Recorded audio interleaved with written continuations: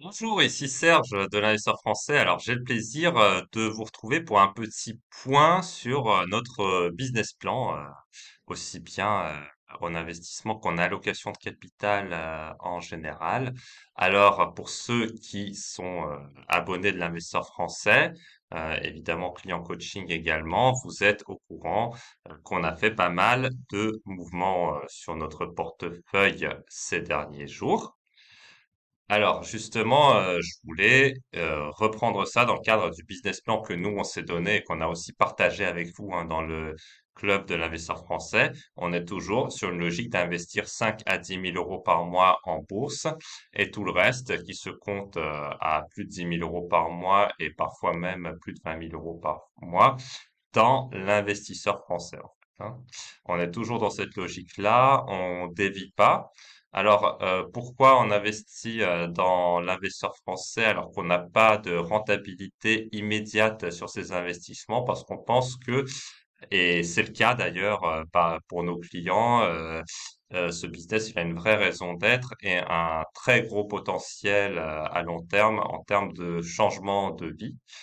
Parce que tant les clients qui sont allés faire des séances avec Laurence, ils ressortent aux anges et ils sentent enfin que voilà le bonheur est là. Ils repartent avec le sourire, ils repartent apaisés, ils repartent heureux, ils repartent soulagés de leurs problèmes de santé. Donc on rend un service énorme en faisant connaître d'autres personnes qui ont des bons business. On les fait passer au niveau supérieur grâce à notre aide. Donc ça, évidemment, c'est vraiment gratifiant parce que ça permet de faire connaître des personnes bien, qui font des choses bien et qui rendent énormément service à d'autres gens. Donc ça nous demande un investissement et c'est pas immédiatement rentable pour nous en fait de travailler sur ce genre de projet parce que généralement aussi sur ce genre de business, on a tout le développement à faire parce que vous savez très bien que les gens qui sont bons en thérapie, déjà, il y en a pas beaucoup, mais ceux qui sont bons en thérapie, souvent, ne sont pas très bons en business. Mais justement, on a tout ce coaching à faire pour que la personne devienne très bonne en business.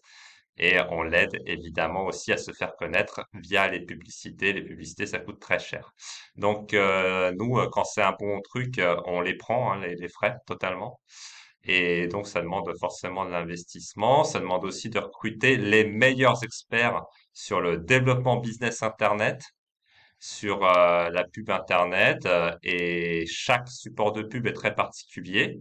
Donc, sur chaque support, ça coûte une fortune. Voilà. Donc, voilà, mais on fait ces investissements parce qu'on pense que c'est bien de les faire et que justement ce qui est le plus important, c'est que les gens aient une vie vraiment libre et heureuse dès maintenant et pas seulement dans 10 ans parce qu'ils seront riches, mais parce que en plus, quand on devient riche uniquement sur l'argent, le truc c'est qu'on se rend compte que c'est pas totalement ce qu'on cherchait.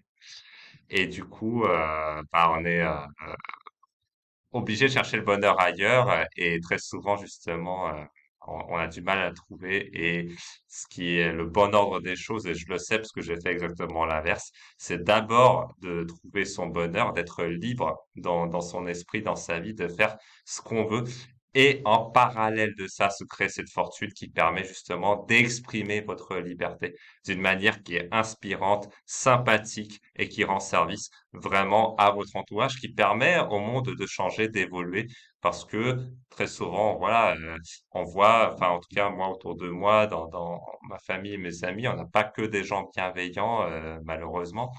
Et dans la rue, c'est pareil. Ouais, enfin, moi, j'ai déjà eu dans mon enfance beaucoup de gens qui voulaient m'agresser, des choses comme ça.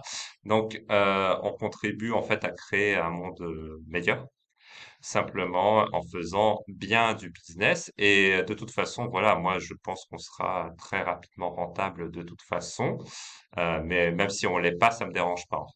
Donc c'est pour ça que on continue à développer énormément l'investisseur français, mais c'est vraiment un choix, c'est-à-dire on pourrait très bien se dire, ok, en fait, on va mettre des dizaines de milliers d'euros par mois en bourse, on va pas s'emmerder, etc. Mais je pense que comme but dans la vie, juste mettre de l'argent en bourse et regarder les sociétés en bourse, c'est un petit peu faible. Voilà, donc moi j'ai envie de faire d'autres choses. On a réussi à recruter quelqu'un qui tient le club d'investisseurs français aujourd'hui, qui est Driss, hein. Il tient totalement la baraque, si je puis dire.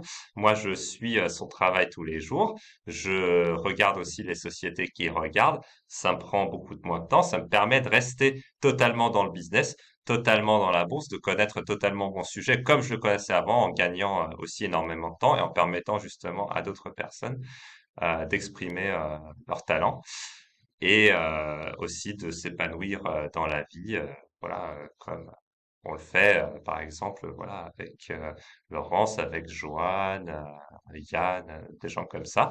On travaille beaucoup sur ces sujets-là et ça, c'est cool de voir que les gens progressent exponentiellement. Donc voilà, c'est ça qui est gratifiant dans la vie, c'est d'avoir des belles expériences et pas seulement de faire de l'argent. Alors, au niveau argent, on n'est pas du tout en reste, puisque je vous l'ai dit, on a fait des nouveaux mouvements de portefeuille. Et pourquoi on a fait des nouveaux mouvements de portefeuille? C'est parce que sur une des positions de notre portefeuille, on a eu une offre publique d'achat. Et l'offre publique d'achat, évidemment, elle concerne une des sociétés de notre portefeuille. Comme on a un portefeuille concentré, bah, ça génère forcément beaucoup de cash à déployer pour nous. Alors, l'offre publique d'achat n'est pas encore voté par les actionnaires, mais on a décidé de sortir, même si on n'était pas d'accord avec le prix de l'offre publique d'achat, parce qu'on a pu trouver une société qui était meilleure en termes de qualité et moins chère en même temps. Et du coup, ça, finalement, ça nous a arrangé de sortir pour prendre une nouvelle position à hauteur de 15% du portefeuille pour démarrer, renforcer également une position existante et on pense qu'on va continuer à renforcer cette société. Alors justement, moi je voulais vous faire le point sur l'OPA. Donc l'OPA concerne la société Silicon Motion et le prix maximal que pourrait se voir payer l'actionnaire de Silicon Motion dans cette OPA est un peu plus de 114 dollars par action, sachant que le cours actuel de Silicon Motion, il est aussi régulièrement entre 91 et 93 dollars. En fait, on a une OPA qui paye 93 dollars en cash et ensuite, on a des actions d'une nouvelle entité qui est issue de la fusion de Silicon Motion et de son acquéreur Max Linear. Alors nous, on n'aime pas ce deal, déjà parce qu'il sous-valorise Silicon Motion. Ensuite, parce que Max Linear est une société de qualité très inférieure à Silicon Motion. Et en plus de ça, en fait, ce deal va être financé avec pas mal de dettes. Donc, la société combinée se retrouvera avec une dette entre 2,5 milliards et 3 milliards, un truc comme ça, et un cash flow combiné qui immédiatement sera dans les 300 millions, avec une synergie possible jusqu'à 400 millions, je dirais. Et donc, ça fait beaucoup d'années de dettes à repayer avec le cash flow en termes d'endettement. Moi, j'aime pas trop ça, à vrai dire. En plus, et ça veut dire qu'il faut refinancer la dette. Parce que la dette, bon, ils ont un bridge loan de Wells Fargo qui est assuré pour la transaction, mais en fait, pour étaler les échéances, pour les rendre moins chères aussi, il va falloir aller chercher des prêts bancaires ou des prêts obligataires, en fait. Et pour une société qui n'avait pas ces problèmes-là avec Silicon Motion, je vois pas pourquoi, en fait, on crée ces problèmes qui n'existaient pas. Donc vraiment, ce deal nous plaît pas, on n'a pas envie de rester dans la société combinée. Alors que à côté de ça, on a trouvé une société qu'on connaît depuis 20 ans, mais du coup, elle est arrivée à un prix d'achat extrêmement attractif. C'est une société qui a fait sur les 20 dernières années fois 100 sur ses profits par action, même un petit peu plus.